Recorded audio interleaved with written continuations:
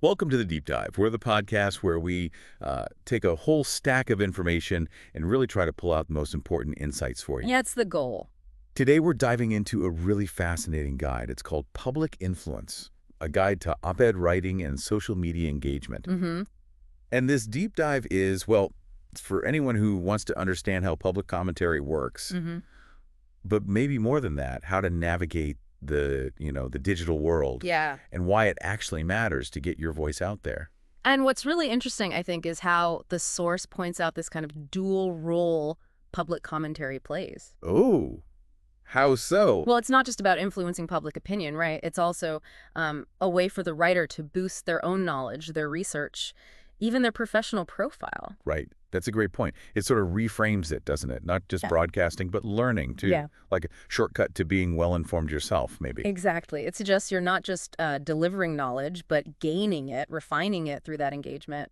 So thinking about it that way might make it less intimidating if you're thinking about writing your first piece. I think so. It shifts the focus a bit. Less pressure, maybe. More intellectual reward.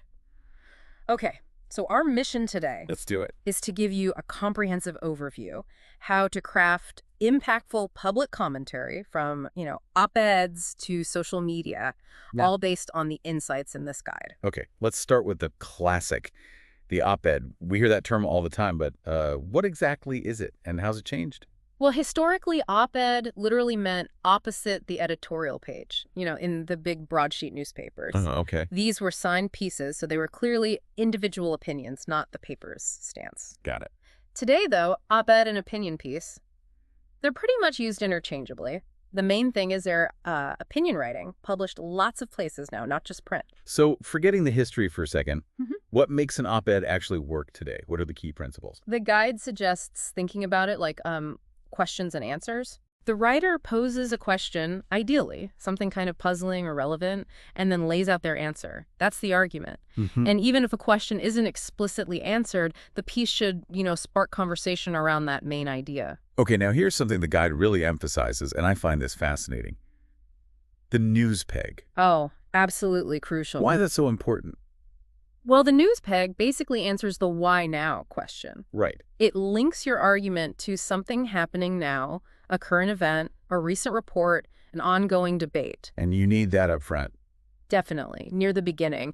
Because, let's face it, a lot of readers, they only scan the first paragraph. True. So having that timely hook, that news peg, it massively increases the chance your piece gets published and actually read. Makes sense. And beyond being timely, how do you make sure people care if your topic feels a bit niche? Yeah, that's key. You have to show the broader public implications. Connect the dots for them. Exactly. A debate might seem narrow, maybe academic, but you need to reveal its wider relevance.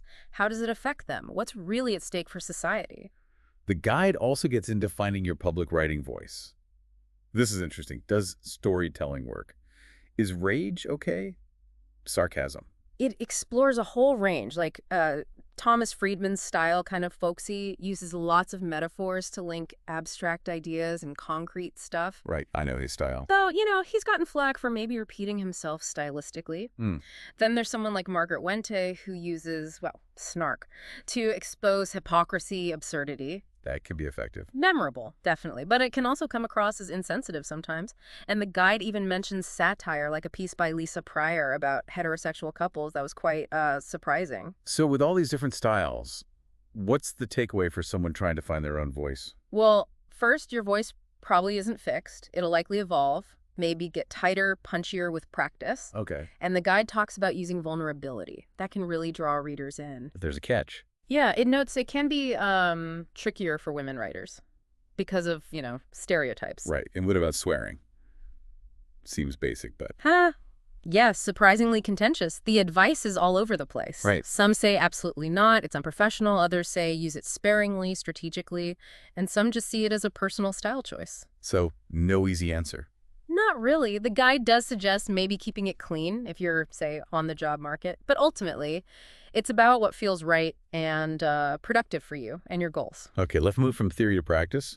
The guide gives some real-world examples. Thomas Junot's piece on the Canadian Forces. Yes, Canadian Forces reality check. Time to do less with less. It's short, just 615 words. And the argument. Bold. He argues Canada is secure, so there's no real strategic need to boost defense spending significantly. Doing less with less. Exactly. And he smartly acknowledges that people will disagree.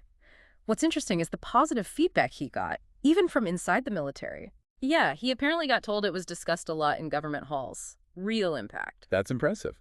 Okay, another example, and this one's pretty different. An Upper East Side mom's Facebook group. How did that become an op-ed? Right. It sounds super local. But the author's piece, Upper East Side Moms Facebook group in turmoil over Israel and the Palestinians, showed how a debate over a children's book. A children's book. Yeah. It caused such chaos that this group, 27,000 members, almost shut down. Well, It perfectly illustrates how a very specific, localized event can be a powerful news peg for huge, complex political issues. Makes them relatable. that's a great example. And the author herself had an experience with a controversial word, occupation. Yes, she wrote about it in Haaretz. The piece was called "In Diaspora Jewish Communities, Just Don't Call It the Occupation." And what happened? She talked about how her editor at the Canadian Jewish News actually had to defend publishing her column just because she used that specific word. Just for using the word. Yeah, so she used that personal story to talk about the practical realities behind the term and argued that, calling something what it is, that can be crucial for exposing injustice. Hmm. But sometimes op-eds don't land well. They can backfire. Maine Bielik's piece about Harvey Weinstein comes to mind. Oh, definitely. Right. Her New York Times op-ed from October 2017, "Being a Feminist in Harvey Weinstein's World," it caused a huge backlash. Why was that? What was the criticism? People felt it seemed to conflate her personal choices, things like dressing modestly or not flirting with protecting herself from assault, which is, victim-blaming territory. Right, a very dangerous line to cross. Exactly. She later apologized on Twitter, clarifying, what you wear does not provide any protection from assault. You're never responsible for being assaulted. The guide suggests her editors might have helped sharpen the argument beforehand. It kind of tried to tackle too many things at once. A cautionary tale. Okay, let's shift gears. Beyond op-eds, there's the whole world of social media. Hugely influential, but complicated. Emotionally challenging. Oh, absolutely. It's an arena where confirmation bias and echo chambers are they're endemic. Explain those quickly. Sure. Confirmation bias is our tendency to look for information that confirms what we already believe. Got it. And echo chambers are those online spaces where everyone agrees and those views just get amplified, making real dialogue harder. So it's easy to get angry online. Very convenient for expressing anger, frustration. But this outrage culture, it often just amplifies the noise, doesn't really lead to action, which makes the role of scholars, thoughtful people clarifying things even more important. The guide compares Facebook and Twitter. What are the key differences for public influence? Well, Facebook has way more users in the US, like 72% versus Twitter's 21%. Big difference. Yeah, and Facebook encourages longer posts, usually discourages anonymity, so it can feel a bit more human, maybe allow for broader discussion. And Twitter. Twitter's more about short, pithy interactions, and it's notorious ground for bots and botnets, those networks of fake accounts. Right. Which leads us to fake news. What does the guide say about that whole mess? It brings up some chilling examples like Pizzagate. Remember that? Vaguely, yeah. Terrible. A completely false story spread on Facebook and Twitter led to actual real-world violence. A guy showed up with a gun. Unbelievable. Yeah. The guy talks about bots, botnets, trolls, points to Russian interference in the 2016 U.S. election as a major example. And efforts to fight back. Yeah. Like the journalist Yair Rosenberg creating an imposter buster bot to try and counter anti-Semitic trolls. Yeah. And platforms like Twitter trying to block hateful accounts. It's an ongoing battle. And it's easy to get fooled, right? Even the author admits falling for one. She did. A fake Washington Post article. It claimed the Washington Redskins football team was changing its name to the Redhawks. I think I remember hearing about that one. It was actually culture jamming, meant to raise social justice awareness through a kind of hoax. But it really hammered home the point. You have to verify sources. Don't just trust a social media date stamp. The guide mentions a scary stat. Apparently, 1 in 4 Americans admit they've shared fake news. Wow, 1 in 4. And that little dopamine hit you get from likes and comments, it can actually reinforce sharing stuff without checking. It's a tricky cycle. So, beyond outright fake news, how do we handle the constant heated debates online? Any advice for, like, constructive engagement? The guide offers some practical tips, like try to find ways to show agreement even when you disagree on the main point. Find common ground. Yeah, and use humor, but without belittling people. It also draws a really important line between shaming individuals. Which feels like cyberbullying. Exactly, rarely helpful, versus shaming, say, corporations or governments. That can be an effective tool for change. Accountability. What about call-out culture? That term is everywhere. Right, and it's complex. Calling out can be vital, right? slow Protecting down. vulnerable people, exposing real injustice. But it can also just turn into public shaming. It can alienate potential allies, and it often stops any kind of real conflict resolution. Like the moms group example again. Yeah, where legal letters started flying over terms like white supremacy and Black Lives Matter comments, it got intense. And other dynamics come into play. Definitely. Things like tone policing, criticizing how someone says something instead of what they're saying, and white fragility, that defensiveness some white people show when confronted with racial inequality. Understanding these is key to, well, trying to navigate those conversations. It all sounds exhausting. Yeah. Emotionally draining. It really can be. The source is honest about the toll. Everything from, like, petty jealousy over others' posts to just feeling totally overwhelmed by world events. Getting a feeling of addiction. Yeah, that too. The guide mentions people taking breaks, setting strict boundaries, like muting notifications, only using Twitter during work hours. One writer called social media not just an app, but an entire lifestyle. Makes it hard to disconnect, but really important to be careful, intentional. Let's talk about language itself, the Yeah. labels. They're useful shortcuts, but they get weaponized so easily. How does the guide help us decode these? It points out an interesting pattern.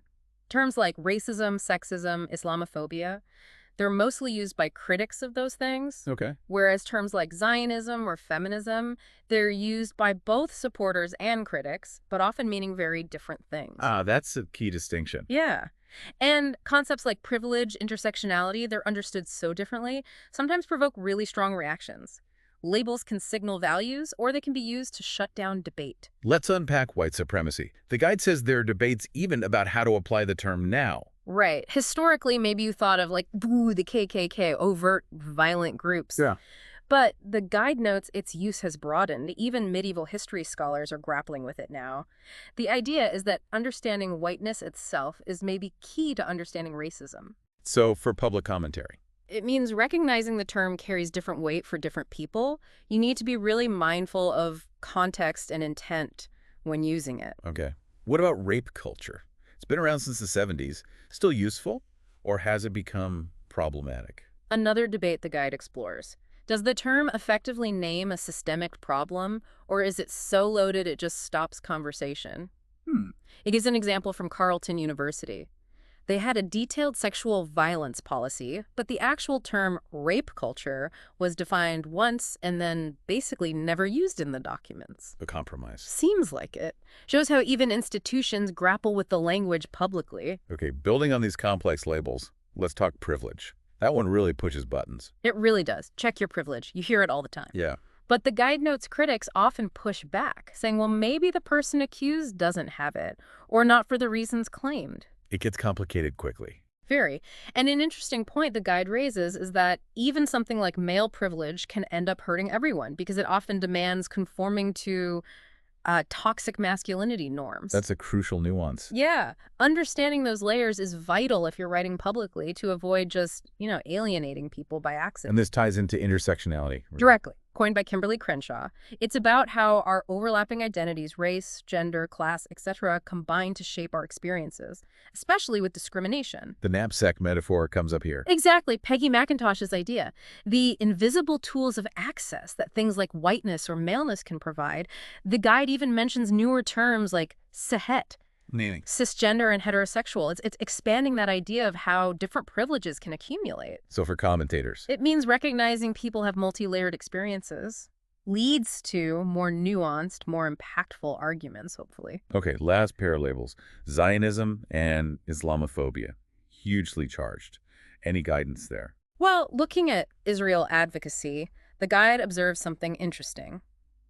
Groups critical of Israeli policy often frame their arguments around Jewish values. Okay.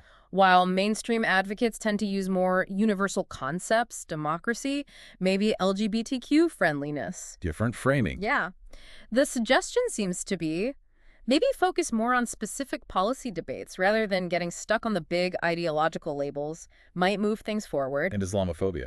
Similar dynamic. A lot of the public discussion has been about the term itself, how you define it, who gets to use it, almost as much as about actual anti-Muslim prejudice. So the takeaway is, Be precise, think carefully.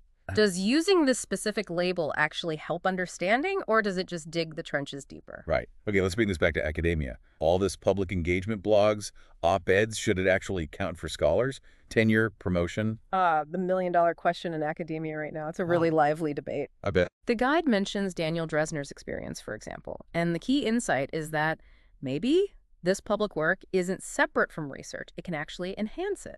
How so? Connects scholars with wider networks, lets them test ideas. It's less like research than publicizing, more like working slightly in public, refining ideas through engagement. And personally, for academics, Mm-hmm. are there benefits beyond just career stuff? Definitely. It can be a way to recharge your batteries. Really? Yeah, traditional academic publishing, it can be so slow, the glacial pace, as the guide calls it, and emotionally taxing. I can imagine. The author herself found op-ed writing more immediate, more satisfying sometimes, a way to see ideas get out there faster. But it's not always positive. What happens when public engagement goes wrong for a scholar? The author shares her own bittersweet decision to leave her column. Remember the occupation controversy? Right. Facing that kind of pushback has real personal costs. She also talks about finding a kind of middle ground on tough issues, like the academic boycott of Israel. By writing for a blog, which was maybe more open to nuance than the sort of one-handed black and white arguments op-ed pages sometimes demand, allowed her to keep complexity. That makes sense. So finally, what about students? How do we teach them to do this, to contribute their voices effectively? The guide really emphasizes teaching them the ladder of abstraction, showing them how to connect a specific topic, like for an op-ed, to the bigger, broader scholarly concepts, seeing the connections, and encouraging them to use what they already know from classes, sure, but also personal experiences living away from home, campus clubs, anything. Turning them into producers, not just consumers. Exactly. Transforming them from knowledge consumers into knowledge producers, giving them a real stake in the conversation. So we've really unpacked a lot here. How public commentary, whether it's an op-ed or a tweet, is a really powerful tool for influence, but also, wow, a complex space to navigate. We've seen how crucial things like precise language, that timely news peg, really knowing your audience are, and also the challenges, fake news, call-out culture, the personal side of it all. Yeah, this deep dive makes it clear, I think. Engaging publicly. It takes more than just being smart. It takes awareness of social dynamics, understanding language, being willing to be vulnerable. Or clarify or even apologize sometimes. Exactly. It's a constant process, learning, refining. So as we wrap up, here's something for you, the listener, to think about. In this world overflowing with information, with so many polarizing debates, how might you, with your own unique perspective, your experiences, how might you choose to add your voice in a way that actually informs, that connects people, instead of just adding to the noise? What idea are you ready to share, and how will you make sure it truly lands?